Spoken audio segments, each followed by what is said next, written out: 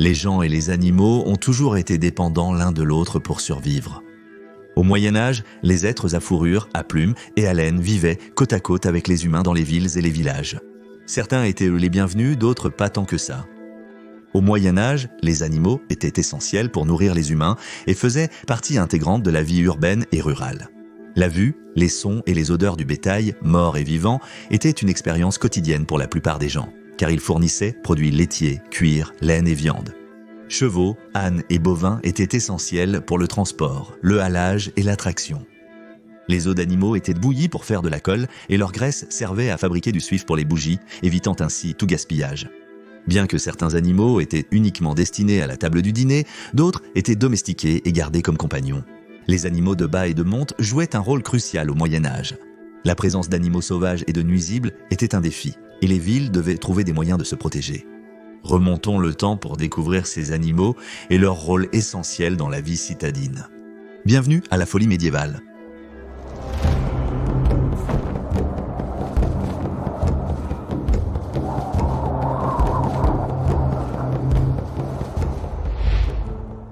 Les chevaliers médiévaux étaient parmi les figures les plus féroces et les plus connues du Moyen-Âge.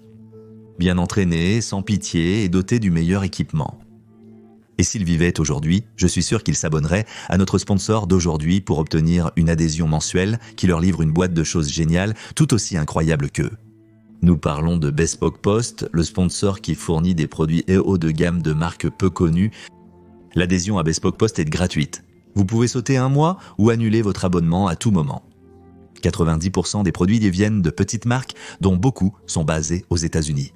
Bespoke Post envoie mensuellement de nouveaux produits extraordinaires, allant du matériel de survie aux huîtres, en passant par des accessoires de bar et des articles pour la maison et la cuisine, selon vos préférences. Et même le chevalier médiéval le plus connu n'aurait pas eu accès à de tels produits incroyables. Chaque boîte géniale contient environ $70 de marchandises, mais vous ne payez qu'une fraction de ce montant. Vous pouvez prévisualiser votre boîte avant expédition ou choisir de la garder, l'échanger ou la sauter. La composition change chaque mois, comme les chevaliers lors d'un tournoi médiéval et les boîtes. Chacune vient avec une gamme incroyable de produits et les boîtes changent elles-mêmes chaque mois en fonction d'un quiz de préférence. La boîte emblématique du week-end contient un sac tout-terrain qui vous aide à préparer un week-end avec facilité et style. Assez grande pour qu'un chevalier médiéval puisse y ranger ses gantelets dans l'autre boîte qu'il apprécierait. C'est une boîte terrifiante qui contient un couteau de terrain polyvalent primé, une barre de gommage détox pour se nettoyer en fin de journée et un appel d'oiseaux pour attirer les oiseaux chanteurs. Pour obtenir 20% de réduction sur votre première boîte d'articles géniaux, cliquez sur le lien dans la description et entrez le code Medieval20 lors du paiement ou allez sur bespokepost.com/medieval20 pour en profiter dès maintenant. Et maintenant, place à la vidéo d'aujourd'hui. Des lynx et des loups et des ours, oh mon Dieu! De nombreuses villes n'avaient donc que des murs partiels pour éloigner les prédateurs, voire pas de murs du tout. Même pour ceux qui en avaient, cela n'offrait pas de protection garantie. L'urbanisation a fleuri en Europe du XIe au XIIIe siècle. De nouvelles villes sont apparues et les existantes ont grandi. Les résidents débordèrent parfois des limites de la ville, créant des banlieues autour du périmètre, étant à proximité immédiate des espaces plus ruraux, de bois et de forêts. Ces endroits étaient les terrains de chasse parfaits pour toute une gamme d'animaux féroces. Des petits félins sauvages qui étaient souvent chassés pour leur peau à des carnivores beaucoup plus grands. Comme les ours, il est très probable que les loups étaient attirés par les odeurs de déchets animaux et tous les restes de stock des magasins et des étals dans les zones urbaines. L'odeur nauséabonde des entrailles d'animaux, des peaux et des aliments en décomposition traverserait les murs de la ville et atteindrait les zones extérieures, attirant les prédateurs. Les loups ont dépassé les frontières dans 2 villes du nord de la France. En 1400, des meutes de loups assiégeaient à Évreux, tandis qu'en 1445, des loups rôdaient autour des murs de Rouen et l'échevin était responsable de repousser les charognards. Les zones entourant Paris étaient utilisées pour la chasse royale et à plusieurs reprises, au début du XVe siècle, les loups s'aventuraient hors des bois et aux abords de la ville. Là, ils attaquaient les gens et consommèrent leur corps. À Carmouth, au sud du pays de Galles en Grande-Bretagne, un loup enragé a fait irruption et a mordu 22 personnes lors d'un incident dévastateur. Traditionnellement, le dernier loup anglais a été tué dans le nord du Lancashire au XIVe siècle. En 1340, Ranulph Higdon, moine bénédictin et chroniqueur anglais vivant dans un monastère à Chester, a noté la rareté des loups en Angleterre. Le dernier guide connu pour piéger et tuer des loups date de 1289. Après cette époque, on ne pouvait trouver des loups que dans les hautes terres d'Écosse.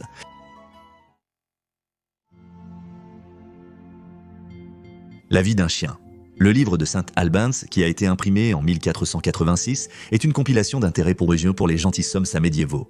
Il liste 14 types de chiens de chasse, dont plusieurs sont reconnaissables de nos jours, comme les setters, terriers, lévriers et épagnols. On les nomme ainsi car ils seraient originaires d'Espagne. Une variété, le chien du boucher, probablement un grand mastif, était utilisé pour contrôler le bétail et la tauromachie, considérée comme divertissante et cruciale pour la production de viande. Les chiens sauvages, appelés bâtards aux oreilles pointues, représentaient une menace dans les rues de la ville, fouillant la nourriture avec les pigeons et autres nuisibles.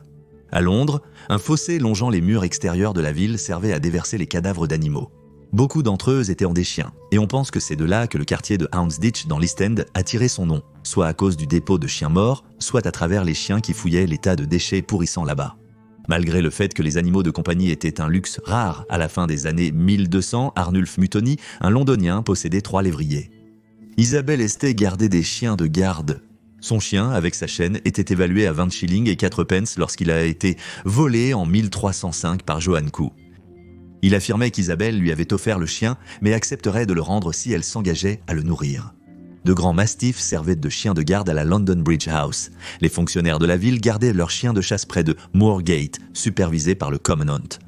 Selon la charte de la forêt de 1217, les braconniers pris sur le fait ne se feraient plus couper les mains, contrairement à ce qui se pratiquait sous le règne du roi Jean. Le coupable était condamné à une amende, et son pauvre chien se faisait plutôt couper la patte. Des dames fortunées gardèrent des chiots gâtés, et beaucoup de ces animaux chéris, décrits comme des lévriers doux, étaient même immortalisés sur des sceaux et des tombes. La tombe de Margaret de Neuville la montre tenant un petit chien dans son bras gauche. À Bishopgate, Londres, une sculpture de la défunte épouse de John Osterwisch la montre avec 2 petits chiens potelés portant des colliers de ceinture. Le évêque et philosophe allemand du XIIIe siècle, Albertus Magnus, croyait que ces sortes de chiens de compagnie mouraient souvent de constipation parce qu'ils étaient trop choyés et gâtés. En 1387 à Londres, laisser son chien errer dans les rues et causer du bruit, des dégâts et des débats était passible d'une amende de 40 pence. Jusqu'en 1475, les chiens des bouchers pouvaient se promener librement, sauf les chiennes en chaleur. Mais des tragédies se produiraient toujours à l'occasion.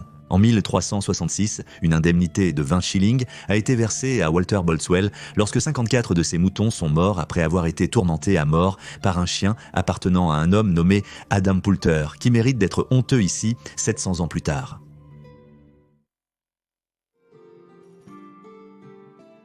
Ce petit cochon, la plupart des villes d'Europe étaient remplies de porcheries et d'étables. Les cochons, élevés uniquement pour la nourriture, étaient un choix populaire pour les gens à faible revenu car ils mangèrent de tout et grandissaient rapidement. Les cochons étaient économiques et fournissèrent de la viande facilement conservable. Tout était utilisé des pieds au cerveau. Mais comme les chiens, les cochons errants pouvaient devenir une menace dangereuse, surtout s'ils devenaient trop gros pour être gérés. Au début du XIVe siècle à Londres, les cochons devaient être gardés dans des jardins ou des cours et n'étaient pas autorisés à se promener librement. Si un cochon était attrapé, il pouvait être légalement tué et confisqué, et le propriétaire recevrait une amende en conséquence. Cependant, de nombreuses villes étaient infestées de chiens et de cochons sauvages. Des abattages fréquents et des hommes étaient embauchés pour tenter de les éradiquer. Les échevins de Londres ont tenté de nettoyer les rues en embauchant des tueurs de porcs officiels, payés 4 pence par carcasse de porc enlevée. En 1354, après la peste noire, à Norwich, en Angleterre, il y avait tellement de cochons dans les rues que les jardins et les bâtiments étaient endommagés et, je cite, des enfants tués et mangés. À Londres, seuls les cochons de l'hôpital de Saint-Anthony pouvaient se promener librement. Le chroniqueur John Stow les a décrits comme portant de petites cloches et suivant fidèlement ceux qui les nourrissaient, tout en criant pour plus de friandises. Les érudits de Saint-Anthony sont devenus connus sous le nom de cochons de Saint-Anthony. De même, les universitaires de l'école Saint-Paul sont devenus connus sous le nom de pigeons de Paul parce que tant d'oiseaux nichaient et se rassemblaient autour des enceintes de la cathédrale.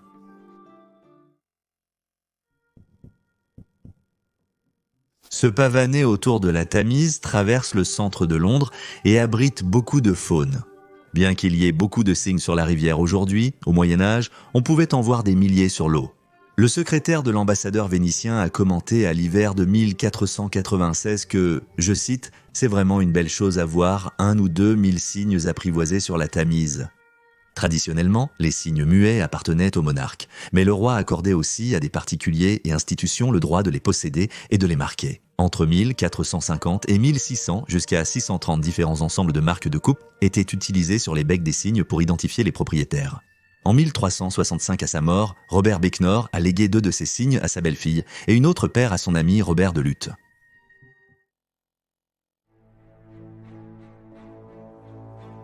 Se sentir un peu cheval. Les villes médiévales dépendèrent de la force des chevaux pour fonctionner. Les chevaux de trait transportaient de grandes quantités de grains, de laine ou de bois, essentiels au commerce. Les classes supérieures préféraient les palefrets élégants et les genêts pour les dames et les pèlerins et les rouncis polyvalents loués dans les auberges. Cette main-d'œuvre équine devait être soignée et cela a créé une industrie en soi. Les maréchaux ferrants, tanneurs, forgerons, garçons d'écurie et boulangers étaient essentiels pour s'occuper des chevaux, de leurs sabots, selle, fer, logement et nourriture spéciale à base de pois, avoine et haricots. Ce pain bon marché, destiné aux chevaux, était souvent utilisé pour nourrir de nombreuses personnes pendant les famines. Mais tout ce trafic de chevaux et d'ânes avait 2 énormes inconvénients. Non seulement ils rendèrent les rues étroites congestionnées, mais ils créaient également d'énormes tas de fumier, ce qui provoquait beaucoup de plaintes. Les chevaux pouvaient être achetés et vendus le vendredi au marché de Smithfield à Londres. Et le fumier, qui y était déposé après une journée de vente, était montagneux et mal accueilli par les commerçants locaux. Les Londoniens pouvaient aussi louer un cheval et une charrette pour déplacer des marchandises en cas de besoin. En 1479, beaucoup de charretiers faisaient la queue le long du front de mer de Billingsgate à la Tour en attendant des emplois. Le problème était qu'ils délaissaient fréquemment leur cheval et charrette pour se rendre à la taverne quand le travail manquait, suscitant de nombreuses plaintes sur leur conduite. Des stands d'embauche officiels ont été établis à Tower Street, Tower Hill et East Smithfield, similaires aux kiosques de taxi actuels.